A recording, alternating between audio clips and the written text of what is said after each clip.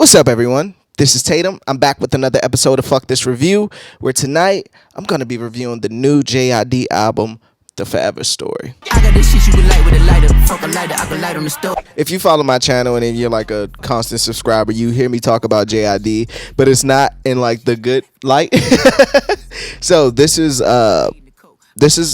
for reasons I'll get to, but this is my first JID album that I'm actually reviewing on this channel. The first actual album that I actually like really dove into. And a part of the reason is I always got this thing with JID that he sounds like Kendrick. And I just like the originals. Like, it's really hard for me to listen to another artist when they sound like another artist. I know that sounds crazy in today's time, but I really can't do that. But I'll say with this album that I was pleasantly shocked and surprised, like how much I actually liked it. Out of the 15 tracks on here, I probably like 8, 9 now, since I listened to 9 in total for real since I listened to 2007. And let me just say, speaking on that Kendrick thing, that him sounding like Kendrick, I'm gonna ask you guys, the fans of JID and obviously subscribers of my channel, why do you think Kendrick didn't clear that Section 80 sample? What was up with that? Somebody let me know in the comments. I'm kind of mad that he didn't clear it 2007 because it fit so perfectly. It would have fit so perfectly at the end. I think it would have wrapped up the album. It does wrap up the album, but who feel like listen to an album on their streaming services and going to YouTube, and it's just too much, which is unfortunate. But to start this album off, what was the break between albums?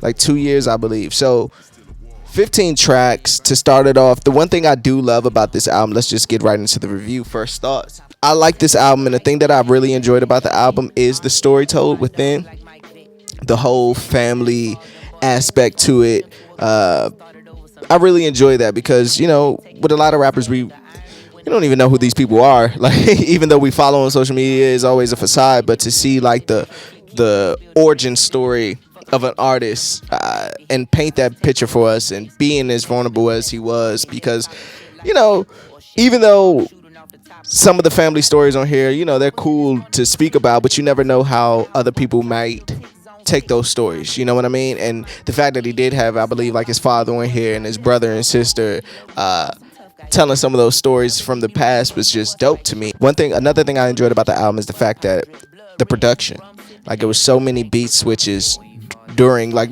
just listening to the song 2007, it's like 5 beat switches within that one song.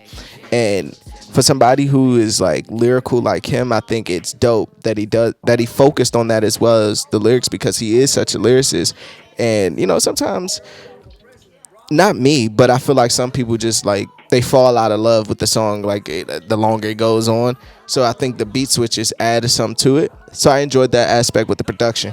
Especially like, I think it's Radar. I think it may be Surround where he does a beat switch as well. I enjoy Earth Gang on here. I think their verses were like just really dope. They stole the show for me on Can't Punk Me. Dance Now was dope. And Surround Sound, I thought that was like, when I first heard it, because mind you, the first time I listened to this album, I was at the gym and I really wasn't looking down at my phone. I just wanted to let the album play.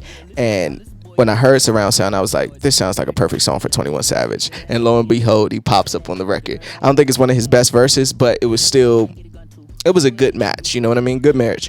One of my favorites on here is Cody Blue, 31. Just listen to that song. It gave me a lot of like Outkast influence, which was dope. Obviously, the Atlanta connection. But when I heard it, I was like, damn, why doesn't he do this more? Like, he actually has a good voice. Like, that could just be from the country, like the Georgia thing, church. Everybody can sing down south, it seems. But I really enjoyed that record. My first listen, it was a major standout and continued to be over the course.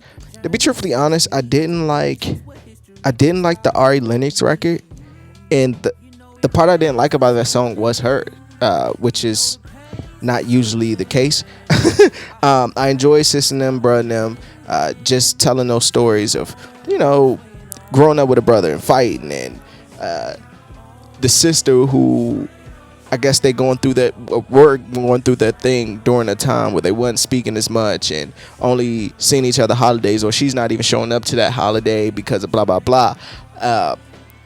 And then I think he ended with like, well, cash at me back that money I sent you, or some shit like that, just to show those dynamics, right, of just that whole relationship of, you know, even though I'm going through all this stuff, it's like my credibility's rising, I'm becoming famous, I'm becoming this rapper, the dreams I always wanted. It's always a flip side of that where, oh shit, now I'm disconnected with my family, now I'm losing touch, now I'm losing it. Like, you know what I mean? It's always sacrifices that come with success in a way. So I thought he painted that very well on Burning System. Mos Def shined on here. Well, excuse me, Yasin Bey shined on here. Probably one of my highlights as well, that Yasin Bey verse. Wayne verse on here was crazy. Wayne just on the feature run, it hasn't stopped yet. Money, I wonder why I was so low in the track listing. Like, I think Money should have been like track 5, track 6 in that area, because it's such a different beat, it's such a different vibe from everything else that's on the album. And, you know, it's streaming, so I could just easily go to Money, but just in the stream of the album, I wish it was just higher. Having Jonte Austin on here, I thought was a dope. To have the GOAT on there was just dope. I thought that was amazing, especially for somebody like JID, who's so young compared to, you know, that Atlanta time where Jonte Austin was writing all those smashes and things of that nature. I thought that was pretty cool. Yeah, I just really wish 2007 would have made that album. Would have made the album, because the way it ended, it didn't end right. You know what I mean? And on that note, let me get into my favorite songs. Best songs, I'm gonna go with Cody Blue 31, Money, and Can't Punk Me. But if 2007 was actually on the album, it'd be in my top 3. I think 2007 is probably the best song on the album to me. Worst song, I'm gonna have to go with Can't Make You Change, for reasons I stated earlier. Best line, bro, he said a line on Money where he said, like, because I ate so many bologna sandwiches as a child, I'd kill a nigga if he tried to make me one now, or some shit like that. And then like he flips it at the end and like, damn, I kill to have a nigga give me one of those now. Just the nostalgia of being around the family table and dinner, and even though it wasn't the best of meals, it was something to, in retrospect, it was something that was beautiful that you don't really get to do now. Like, you don't really have those moments. Like, I thought that was pretty cool. And on that note, let's wrap this up. In closing, when it comes to JID, The Forever Story, I enjoyed the album, man. Shockingly, again, I'm not the biggest JID. I'm not even a JID fan. Let's just put it that way. I hear people say, I'm not the biggest. I'm just not a fan of JID. But I did enjoy this album. One critique I would have, because I think he's a great lyricist. Like, I can't take that away from him, as much as I think he sounds like blase blah, whatever.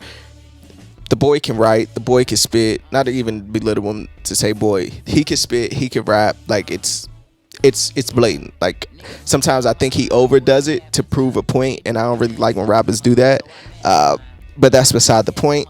A critique I did have, I feel like with it being a theme, a concept album, basically his origin story, I feel like it gets out of the story at some points, like, for lack of better words, filler records that could have been taken away, and, you know, it could have been more like a concise album. But that's pretty much the only critique I really have of it. The lyrics are good, the story is good, the beats are good, the transitions of the beats, the beat switches, everything that he does I thought was dope. The samples of even the Aretha Franklin I know I can't afford this, like, that sample was dope. I would like to see what he does next, you know.